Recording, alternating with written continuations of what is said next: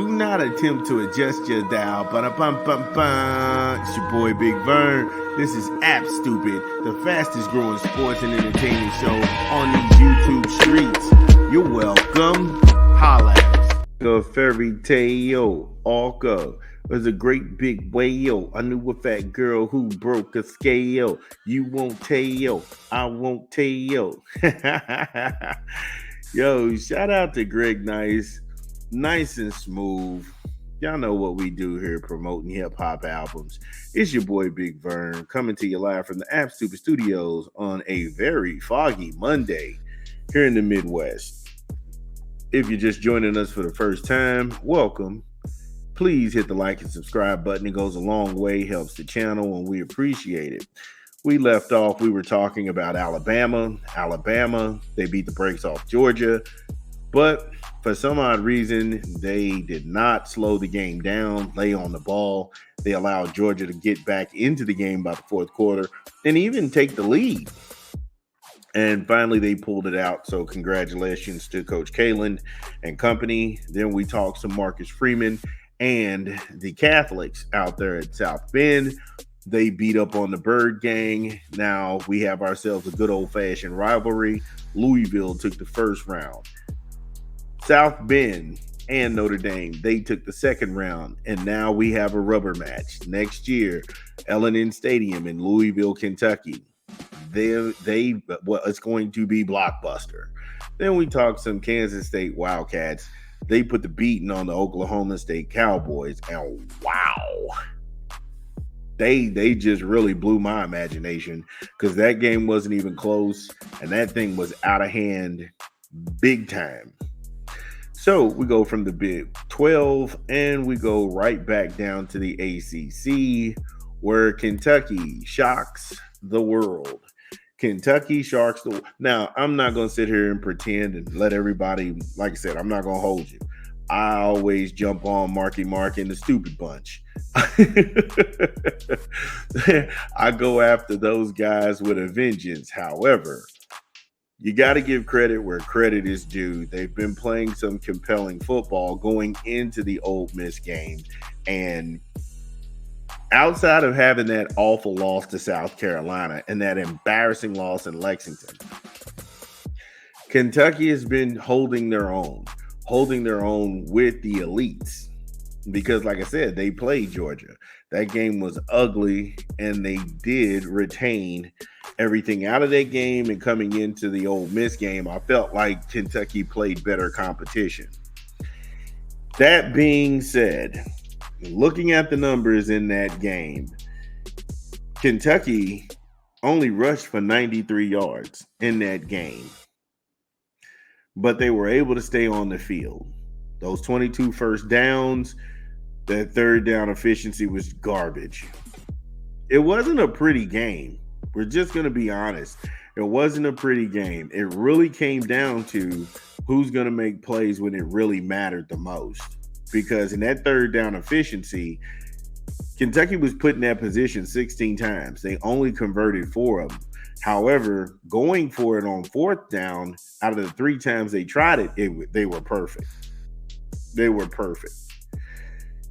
3 penalties, that was really good for them because they were on the road. So he knew how to go ahead and keep down the penalties and limit the turnovers. Kentucky held on to the ball for 39 minutes and 43 seconds. That is very problematic for teams that depend on rhythm, like Jackson Dart and Ole Miss's offense, because that's what they do. They are a rhythm offense. If you can't get Jackson Dart, and I saw this during the game, and I had to kind of twist my head to the side, because if you allow him to sit back there, he's going to slice and dice you in half and just bury you.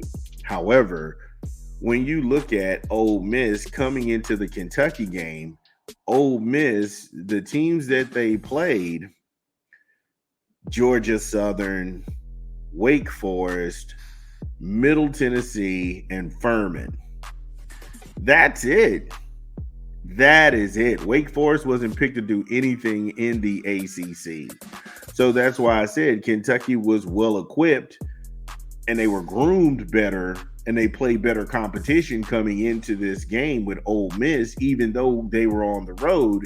They had already seen Georgia. They had already seen South Carolina. They had already played some games where they had gotten their cheese toughened.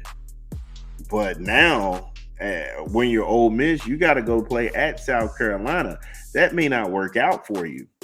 And at one point, I had Ole Miss as a lock for the third team in the SEC.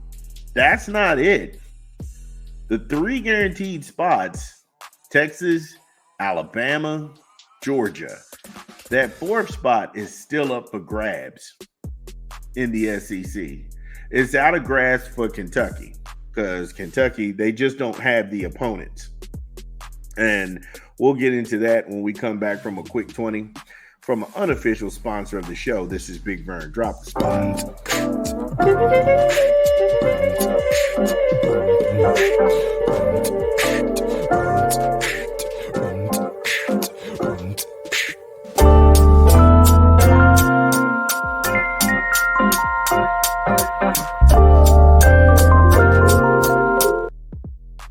Yes, Taco Bell Live Mas. Order online, download the app, or visit the good folks at your local Taco Bell. Taco Bell Live Mas. So when we last left off, we were talking about the Kentucky Wildcats and their schedule. And so it's out of reach being a lock for that college playoff because Kentucky, they just don't have ranked opponents in the back end of the schedule to make it compelling and give them strength over schedule onto more favorable teams. Vanderbilt, they play them next. That's at home in Lexington. They're on the road playing against Florida. Auburn comes to Lexington. Then they go to Knoxville and Rocky Top, Murray State. Then they have to go to Texas and play the Longhorns. And then they have their season finale against Louisville. That's how it shakes out for them. They don't have an out-of-conference opponent with a winning record. Georgia, Miami of Ohio, nah, that's not going to work at all. It's not going to work because they ain't going for it. Southern Mississippi, South Carolina blasted them, then Georgia, then they beat Ohio. That's it. That's it. But this ain't about that today. This is about giving them credit where credit is due. Congratulations to Stoops and the bunch. And hey, look, good luck next week. It's your boy Big Vern. Big Blue Nation, let me know. Do I have it wrong? Can Kentucky run the table and make it to that SEC championship game? This is Big Vern at App Stupid. I'll be back.